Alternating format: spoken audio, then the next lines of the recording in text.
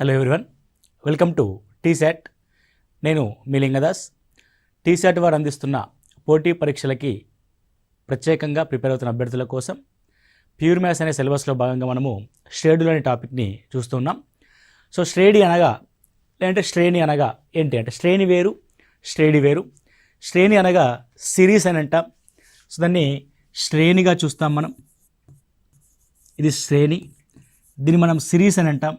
మీరు జనరల్గా పోటీ పరీక్షలో ప్రిపేర్ అయ్యేటప్పుడు ఆల్ఫాబెటికల్ సిరీస్, న్యూమరికల్ సిరీస్ అని రకరకాల లాజికల్తో మనము శ్రేణుల్ని ఏర్పాటు చేస్తూ ఉంటాం. ఫర్ ఎగ్జాంపుల్ ఇది ఒక శ్రేణి. ఫర్ ఎగ్జాంపుల్ 1, 3, 7, 13 ఇలా ఒక శ్రేణి ఇది. అసలు ఈ శ్రేణి అని ఏమంటున్నాము అని అంటే ఒక నిర్దిష్టమైన ఆర్డర్ని ఫాలో అవుతూ వెళ్తుంది. చూడండి, ఇది 1 + 2 3 పెరిగింది. ఎంత పెరిగింది అనేది 1 + 2 3 పెరిగింది. 3 + 4 7 పెరిగింది. 7 + 6 13 పెరిగింది. 13 + 8 21 అవుద్ది. తర్వాత 11 పెరుగుద్ది. దీన్ని శ్రేణి అని అంటాం. ఒక నిర్దిష్ట క్రమంలో పెరగడం కానీ, తగ్గడం కానీ, మల్టిప్లికేషన్లో ఉండడం కానీ ఇలాంటి వాటన్నింటి ఏమంటారంటే శ్రేణులు అని అంటాం. మరి దెన్ శ్రేణి అంటే ఏంటి? దీన్ని ప్రోగ్రెషన్ అని చూస్తాం మనం. శ్రేణి అంటే ప్రోగ్రెషన్ అని చూస్తాం. మీరు ఇక్కడ గమనించండి, పైనున్న శ్రేణిలో 1 నుంచి 3కి 2 పెరిగితే 3 నుంచి 7కి 4 పెరిగింది. 7 నుంచి 13కి 6 పెరిగింది. 13 నుంచి 21కి 8 పెరిగింది. అంటే ఒక క్రమాన్ని పాటిస్తున్నప్పటికీ కూడా సమానమైన సంఖ్య పెరగట్లేదు. ఒకవేళ ఇక్కడ 2 పెరిగి ఇక్కడ కూడా 2 పెరిగితే, ఇక్కడ కూడా 2 పెరిగితే, ఇక్కడ కూడా 2 పెరిగితే, అంటే ఒక నిర్దిష్టమైన క్రమంలో పెరుగుతూ ఉన్న సంఖ్యల క్రమాన్ని ఏమంటామంటే శ్రేణి అని అంటాం. So for example same example మనం మాడిఫై చేస్తే 1 + 2 3, 3 + 2 5, 5 + 2 7, 7 + 2 9, 9 + 2 11. దీన్ని మనం ఏమంటారంటే శ్రేణి అని అంటాం.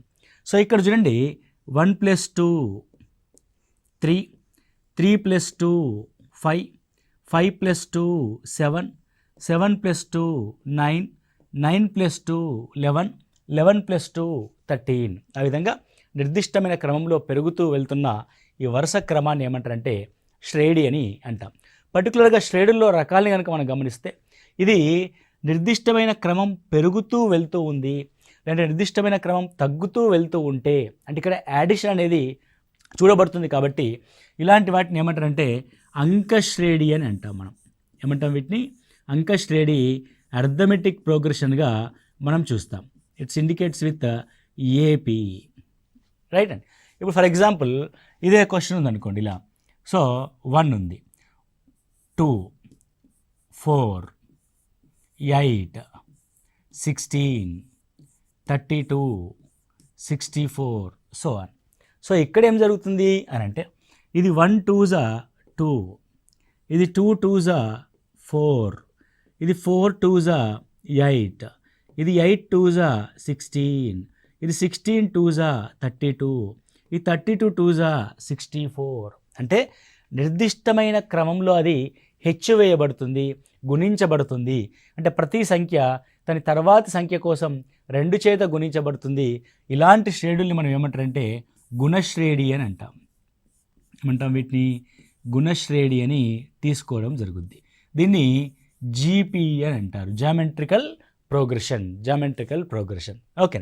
సో మనకి జామెట్రికల్ ప్రోగ్రెషన్ పైన అండ్ అర్థమెటికల్ ప్రోగ్రెషన్ పైన ఒక నానుడి, ఒక సామెత ఉంటుంది, మీరు వినే ఉంటారు. ఏమంటే ఒక దేశం యొక్క ఆదాయం అనేది అంకశ్రేణిలో పెరుగుతూ ఉంటే జనాభా మాత్రం గుణశ్రేణిలో పెరుగుతూ ఉంది. అది మనం ఎప్పటికీ అందుకోలేని నిర్దిష్టమైన దాన్ని దూరాన్ని మెయింటైన్ చేస్తూ ఉంది అంటాం. సో ఒక వ్యక్తి ఉన్నప్పుడు ₹1 సంపాదించేవాడు, వాడిద్దరైతే ₹3 సంపాదించేవాడు, వాళ్ళ నలుగురైతే ₹5, 8 అయితే 7. చూడండి, నీకు ఆదాయం తగ్గిపోయి మనుషులు ఏమయ్యారు? 8 మంది అయ్యారు. తర్వాత 16 అయితే 9 అయింది, 32 అయితే 11 అయింది. అంటే అలా అంకశ్రేణికి మరియు గుణశ్రేణికి మధ్యలో ఆ నిర్దిష్టమైన క్రమాన్ని కనుక పరిశీలించినట్లయితే గుణశ్రేణి వేగంగా వృద్ధి చెందుతూ వస్తుంది, అంకశ్రేణి మాత్రం స్థిరమైన మార్గంలో వృద్ధి చెందుతూ వస్తుంది. సో దీన్ని అంకశ్రేణి మరియు గుణశ్రేణి అని అంటారు. సో ప్రస్తుతం ఉన్న పోటీ పరీక్షల సిలబస్లో భాగంగా మనకి అంకశ్రేణి మరియు గుణశ్రేణి అనే 2 సిలబస్లు మాత్రమే ఉన్నాయి.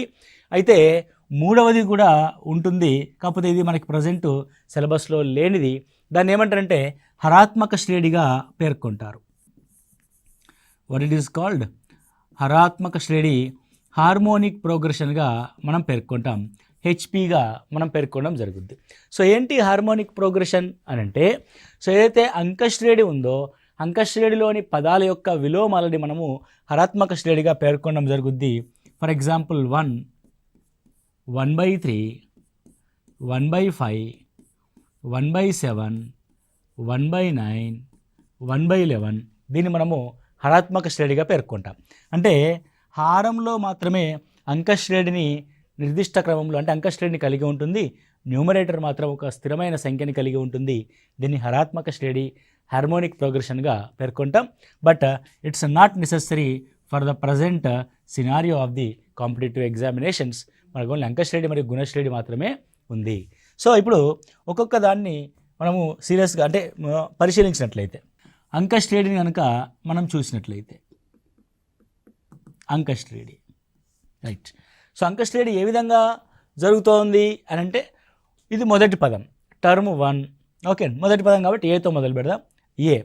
ఏకి ఒక నిర్దిష్టమైన సంఖ్యని కలిపాం, రెండో సంఖ్య ఏర్పడింది. మరొక నిర్దిష్టమైన సంఖ్యని కలిపాం, మూడో సంఖ్య ఏర్పడింది. అంటే ఫర్ ఎగ్జాంపుల్ మొదటి పదం ఏ అంటాం. సో ఇది ఫస్ట్ టర్మ్, మొదటి పదం.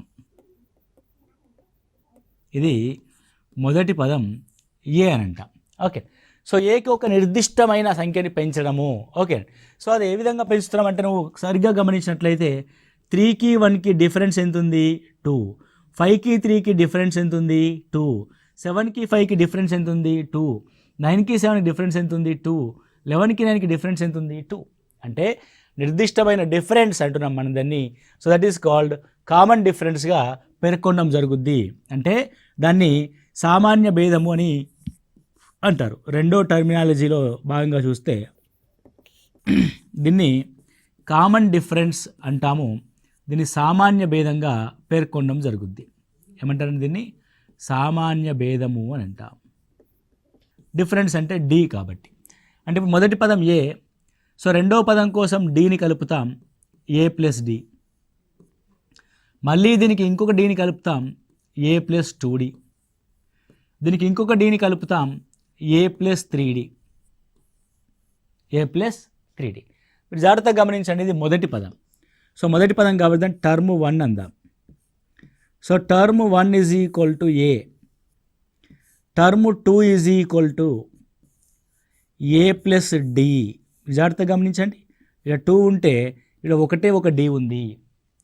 టర్మ్ 3ని గమనించండి, ఏ ప్లస్ 2d. ఇక్కడ 3 ఉంటే ఇక్కడ 2 ఉంది. టర్మ్ 4ని గమనించండి, ఏ ప్లస్ 3d. అంటే ఎన్నవ పదం అది? 4th పదం. సో ఎన్ని డీలు యాడ్ చేసినావు నువ్వు? 3 డీలు యాడ్ చేసినావు. సో ఫర్ ఎగ్జాంపుల్ ఒకవేళ అది nth టర్మ్ అనుకోండి, tn. సో ఏకి ఎన్ని డీలు యాడ్ చేయాలి?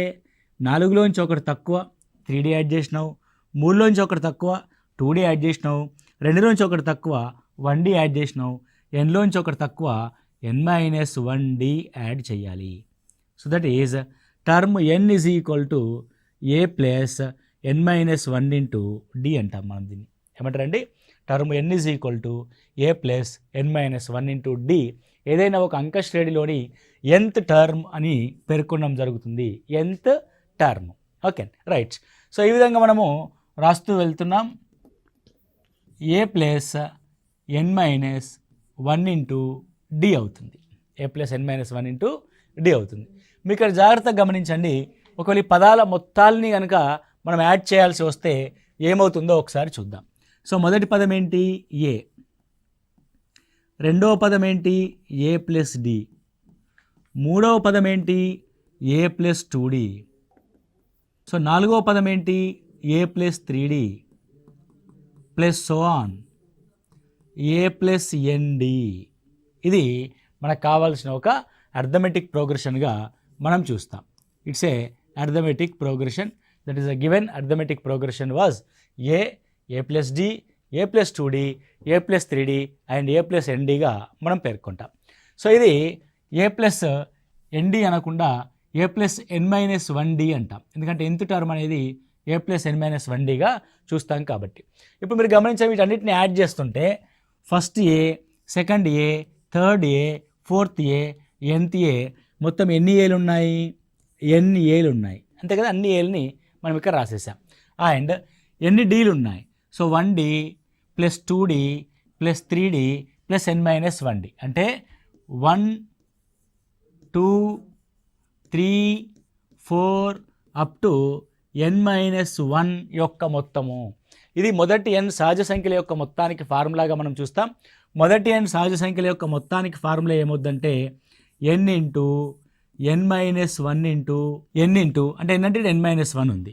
సో n ప్లస్ 1 అంటే n బై 2 అవుతుంది. So that is n into n minus 1 by 2 into d పదాలు ఉన్నాయి. అక్కడ ఎన్ని పదాలు ఉన్నాయండి? n into n minus 1 into d పదాలు ఉన్నాయి. So n into n minus 1 into d by 2 పదాలు ఇక్కడ ఉండడం జరిగింది. సో అన్నిట్లో ఏంది కామన్ ఉంది? So n and n common ఉంది కాబట్టి n కామన్ తీస్తే so n by 2 into A plus okay. So A A A A A మొత్తం ఎన్ని ఏలు ఉన్నాయి మనకి? ఇక్కడ ఒక ఏ ఉంది. సో 2ని 2 కామన్ తీయడానికి ముందు 2ని యాడ్ మల్టిప్లై చేస్తే ఏమవుతుంది? 2a అవుతుంది. That is 2a plus n minus 1 into d అవుతుంది. This is some of n terms in arithmetic progression. Okay, ఇంత డీటెయిల్గా మేము అవసరం లేదు, జస్ట్ ఫార్ములాని మీరు ఐడెంటిఫై చేయగలిగితే చాలు. So what is the sum of n అంటే ఒక అంక శ్రేణిలోని n పదాల మొత్తం ఎంత అని మనం గమనించినట్లయితే n by 2 into 2a plus n minus 1 into d that is equal to some of n. So దీన్నే మనము ఇంకొక రకంగా రాస్తే 2a అంటే a plus n minus 1 into d that is equal to some of n. ఏ అంటే మొదటి పదం, a plus n minus 1 into d అంటే చివరి పదం, లాస్ట్ పదంగా మనం రాస్తాం. కాబట్టి దీన్ని ఏమని రాయొచ్చు? n బై 2 ఇంటూ ఏ మొదటి పదం, l లాస్ట్ పదం దట్ ఈజ్ ఈక్వల్ టు snగా మనం పేర్కొంటాము. సో ఏదైనా ఒక అంక శ్రేణిలో మొదటి పదం మరియు చివరి పదం తెలిసిందనుకోండి, మనం సమ్ ఆఫ్ n టర్మ్స్ని ఈజీగా మనం రాయగలుగుతాము. That is n into A plus l by 2గా మనం రాస్తాం. Okay right. సో మనకి దీని మీద క్వశ్చనింగ్ ఏ విధంగా ఉండడానికి అవకాశం ఉంటుంది అని ఒకసారి చూస్తే 5 9 13 సో ఆన్లో 10వ పదము ఎంత? ఏమంటారండి? 10వ పదము ఎంత అని అడుగుతున్నాడు. సో ఏం రాసాం మనం? 5 9 13లో 10th టర్మ్ అంటున్నాడు. ఫస్ట్ నువ్వు గమనించాల్సింది 5 9 13 ఇందులో ఇది అంక శ్రేణిలో ఉందా లేదా గమనించాలి. So +4 how much increased? +4 అంటే every time it was increased by +4. 10th term కాబట్టి T10 ఈజ్ ఈక్వల్ టు ఏమని రాస్తాం మనము? A plus n minus 1 into డీలో n ప్లేస్లో 10 పెడతాం, ఏ ప్లేస్లో 5 పెడతాం, డి ప్లేస్లో 4 ఇస్తాం. So that is equal to T10 is equal to A ప్లేస్లో 5, n మైనస్ 1 అంటే 9 ఇంటూ డి అంటే 4, 9 4 36, 36 plus 5 that is 41. So what is the value of term 10? The term 10 value is 41. Term 10 value ఎంత? Term 10 value 41. సో ఇదే క్వశ్చన్లో మనం ఏమడగవచ్చు అని అంటే what is the nth term అంటాడు. What is the nth term అంటాడు. అంటే ఈ క్వశ్చన్లో nth టర్మ్ యొక్క మనం ఫార్మేషన్ చేయాల్సి ఉంటుంది. So Tn is equal to A plus n minus 1 into d. So what about a? It's a 5 plus n minus 1 into what about d? 4. That is equal to 5 plus 4n minus 4 that is equal to 4n plus 1. So ఏంటి nth term 4n plus 1 ఫామ్లో ఉంది. నువ్వు కావాలంటే ఒక్కసారి దీన్ని సునిశ్చితంగా పరిశీలించండి. 4 1s 4 plus 1, 4 2s 8 plus 1, 4 3s 12 plus 1, 4 10s 40 plus 1. అంటే ఏ ఫామ్లోకి వచ్చింది అది 4 into n ప్లస్ 1 ఫామ్లోకి వచ్చింది. కాబట్టి ఈ విధంగా క్వశ్చనింగ్ చేయడానికి అవకాశం ఉంటుంది. So how is the nth term in which form of the nth term in the given AP. ఇవ్వబడిన అంక శ్రేణిలో nth టర్మ్ యొక్క రూపం ఏ విధంగా ఉంటుంది అని మనం అడగడానికి అవకాశం అనేది ఉంటుంది. రైట్. సో ఇదే క్వశ్చన్లో మనల్ని ఏమడగొచ్చు ఇంకా అని అంటే 10 పదాల మొత్తం ఎంత అంటాడు. సో సమ్ ఆఫ్ 10 టర్మ్స్ 10 పదాల యొక్క మొత్తము ఎంత అని అడుగుతాడండి.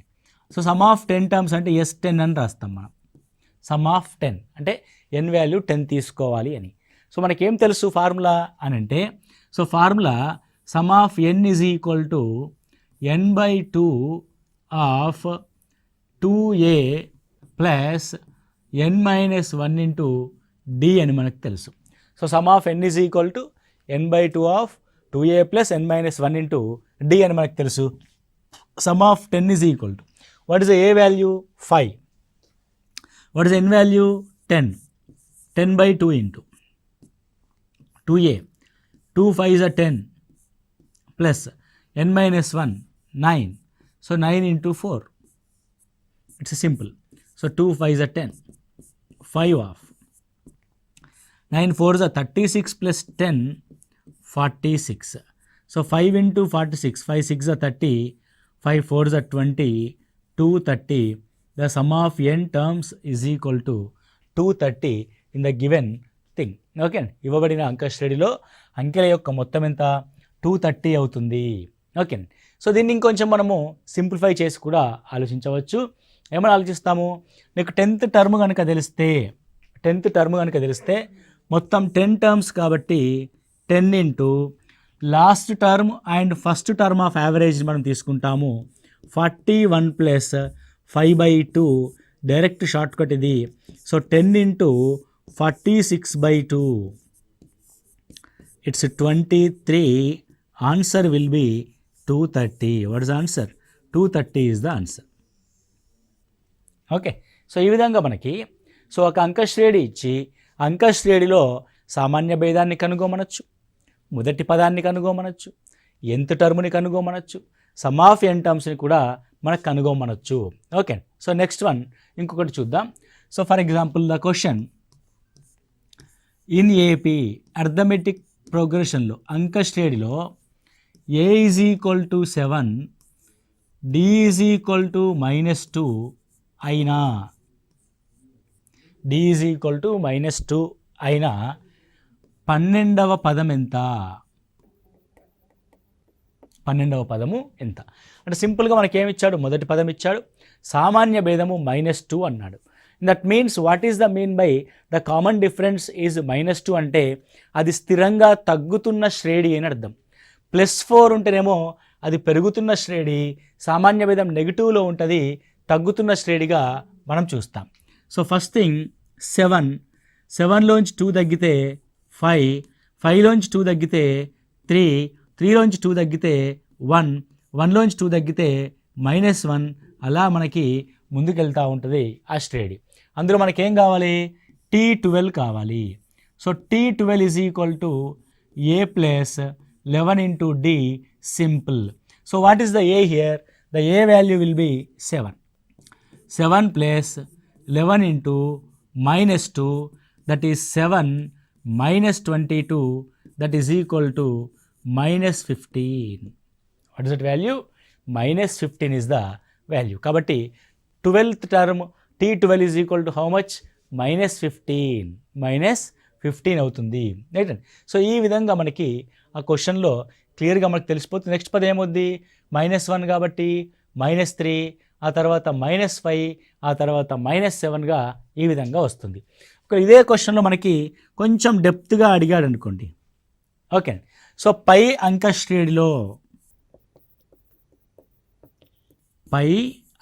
శ్రేణిలో ఎన్ని పదాల మొత్తము 0 అగును?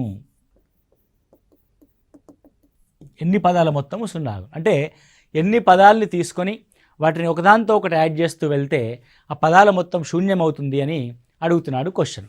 సో మనం ఇందులో ఏ ఈజ్ ఈక్వల్ టు ఎంత 7, డి ఈజ్ ఈక్వల్ టు ఎంత -2, ఎన్ ఈజ్ ఈక్వల్ టు ఎంత we don't know, we need to find that N value, ఎన్ని పదాల మొత్తము అన్నాడు. But SN is equal to ఎంత, the sum of N terms is equal to 0.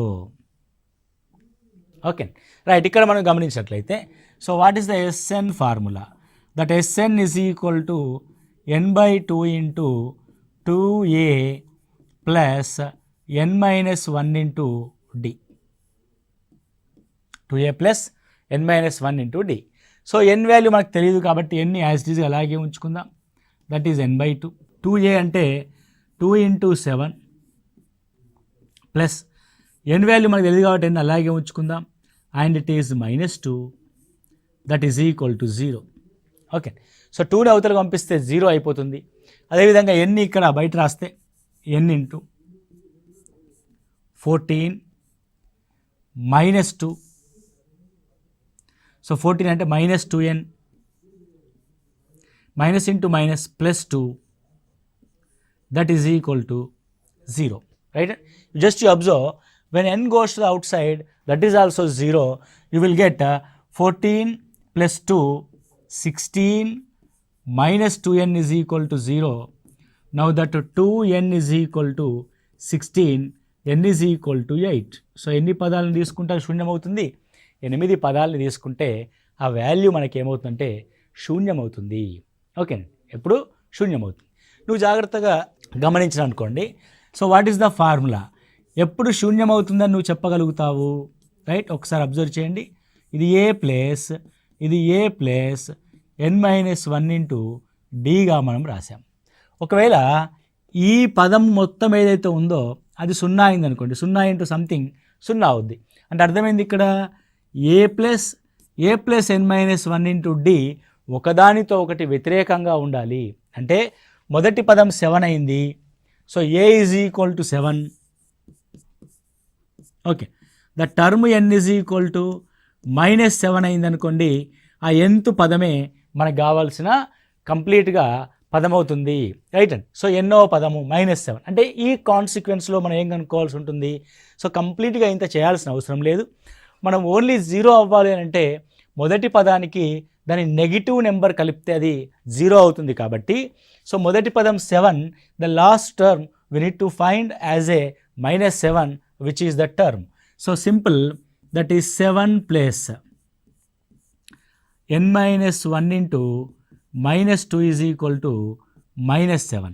Whether 7 now go to the outside, it will be n-1 of -2 is equal to -14, minus cancel, 2 7s, that n is equal to 8. కాబట్టి 8వ పదం మనకు కావాల్సిన ఆ పదాల మొత్తాన్ని ఏం చేస్తుంది, శూన్యాన్ని చేస్తుంది. కావాల్సిందని ఏం చేస్తుంది, శూన్యాన్ని చేస్తుంది. అంటే ఎప్పుడైనా సరే ఇవ్వబడిన పదాల మొత్తము 0 అయింది అని అంటే అర్థం అక్కడ మొదటి పదము మనం తీసుకుంటున్న చివరి పదములు ఒకదానితో ఒకటి నెగిటివ్ గుర్తుల్ని కలిగి ఉంటాయి, అంటే సంకలన విలోమాన్ని కలిగి ఉంటాయని మనం ఇక్కడ రాయాల్సి ఉంటుంది. ఓకే సో ఇది మనం చూడాల్సిన సమ్ ఆఫ్ n టర్మ్స్లో ఉన్న అంశం.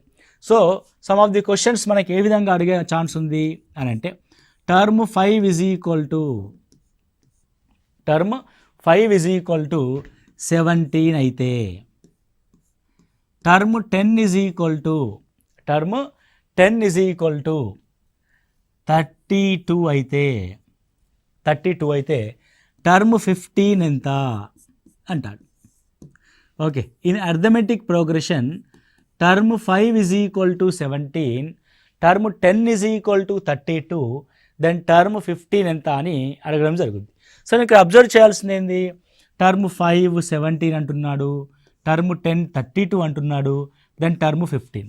యాక్చువల్గా జనరల్గా మనం ఏం చేస్తామంటే term 5 is equal to a plus 4d అని రాస్తాం, that is equal to 17. Term 10 అంటే ఏమని రాస్తాము, a plus 9d is equal to 32 అని రాస్తాం. You just observe a as a same, but when 4D ప్లేస్లో 9D రావడం వల్ల 17 కాస్త 32 అయింది. అంటే ఎన్ని డీలు ఇంక్రీజ్ అయినాయి? 5Dలు ఇంక్రీజ్ అయినాయి. 5Dలు ఇంక్రీజ్ అయితే సంఖ్యలో ఇంక్రీజ్ అయిన పార్ట్ 15గా మనం చూడొచ్చు. ఇక్కడ 17కి 32కి 15 డిఫరెన్స్ కాబట్టి. అంటే D వాల్యూ ఎంత వచ్చింది? ఇక్కడ 3 వచ్చింది. D ఈజ్ 3 అంటే D వాల్యూ ఎంత? 3. ఇప్పుడు D వాల్యూ 3 నుంచి మనము ఏ వాల్యూ కూడా రాయొచ్చు కదండి. సో ఏ వాల్యూ రాస్తే so term 5 is equal to A plus 4 3s are 12 is equal to 17. Then A is equal to 5. A is equal to ఎంత? 5. కాబట్టి టర్మ్ 5 అండ్ టర్మ్ 7 నుంచి మనం కనుక్కున్న అంశం మొదటి పదం 5, కామన్ డిఫరెన్స్ 3. మనం కనుక్కోవాల్సిన పదం T15 ఎంత అని కనుక్కోవాలి. A ప్లస్ 14D అని మనం కనుక్కోవాలి. ఏ వాల్యూ ఎంత? 5 plus 14 3s 5 plus 10 3s 30, 14 3s 12, it could be 47. So what is the value? 47గా మనం దాన్ని చూస్తాం. అంటే సో టర్మ్ 15ని కనుక్కోవాలంటే ఏని రాయాలి? అండ్ Dని రాయాలి, దాని నుంచి T15 రాయాలి. అలా కాకుండా నాకు ఇక్కడ ఒక లాజిక్ అనేది కనబడతా ఉంది. ఏంట లాజిక్ అనేది ఒకసారి చూద్దాం మనం. సో టర్మ్ 5 నుంచి టర్మ్ 10కి 5 పదాల గ్యాప్ ఉంది. టర్మ్ 10 నుంచి టర్మ్ 15కి కూడా 5 పదాల గ్యాబే ఉంది. అంటే చూడండి 5 10 15 they are in the order. So ఏదైతే ఆర్డర్లో ఉన్నప్పుడు ఆ పదము ఎంత పెరిగింది? 15 పెరిగింది. ఇక్కడికి కూడా 15 పెరుగుద్ది. So directly we answer that 32 plus 15 that is equal to 47. ఇదంతా మనం చేయాల్సిన అవసరం లేదు. ఎప్పుడవుతుంది మనకది? సో ఎప్పుడైతే 5 నుంచి 10కి 10 నుంచి 15కి ఒకే వేరియేషన్ ఉందో పదాల మధ్య సంఖ్యలో, అలాంటప్పుడు ఇది ఆలోచిస్తాం. అలా కాకుండా ఇంకొంచెం డెప్త్గా ఆలోచిస్తే 5 ఉంది, 17 ఉంది. సో 5కి 17కి ఏమైనా సంబంధం ఉందేమో గమనించాలి. సో 5కి 17కి సంబంధం ఏంటంటే 5 3s 15 ప్లస్ 2. అంటే ఈ సంఖ్య ఈ 5 యొక్క ఏదైనా మల్టిప్లికేషన్కి దగ్గరలో ఉందా అని చూస్తాం. అదేవిధంగా 10ని కూడా సేమ్ రూల్ అప్లై చేస్తుందా లేదా చూస్తాం. సో 10 కాబట్టి ఇది 5 కాబట్టి 5 3s 15 అన్నాం. ఇది 10 కాబట్టి 10 3s 30 అందాం ప్లస్ 2. అంటే it is n into 3 plus 2గా మనం గమనిస్తున్నాం. అంటే మనం చూడాలి, అబ్జర్వ్ చేస్తే మనకు ఆ పాయింట్ వస్తుంది. లేదంటే ఎగ్జామినేషన్ హాల్లో ఏదో 10th క్లాస్ పిల్లాడిగా డిస్క్రిప్టివ్ రాసినట్టు ఒక 2-3 నిమిషాలు ఇదంతా రాసుకొని చేయాల్సి వస్తుంది. అలా కాకుండా సునిశ్చితంగా పరిశీలిస్తే సో 15th టర్మ్ కూడా రాసినాం అనుకోండి. 15 3s 45 plus 2 is equal to 47. Okay, అంటే the given arithmetic progression in the form of Tn that is 10 into 3 plus 2 ఎందులో ఉన్నది? 3n ప్లస్ 2 ఫామ్లో ఉంది అని గమనించాలి. So any arithmetic progression can form the same thing. అంటే ఇలా ఒక నిర్దిష్టమైన రూపాన్ని కలిగి ఉంటుంది. రైట్. సో ఇలాంటి ఇంట్రెస్టింగ్ క్వశ్చన్స్ అన్నీ కూడా మనం మళ్ళీ నెక్స్ట్ క్లాస్లో చూద్దాం. Okay, thank you. All the best.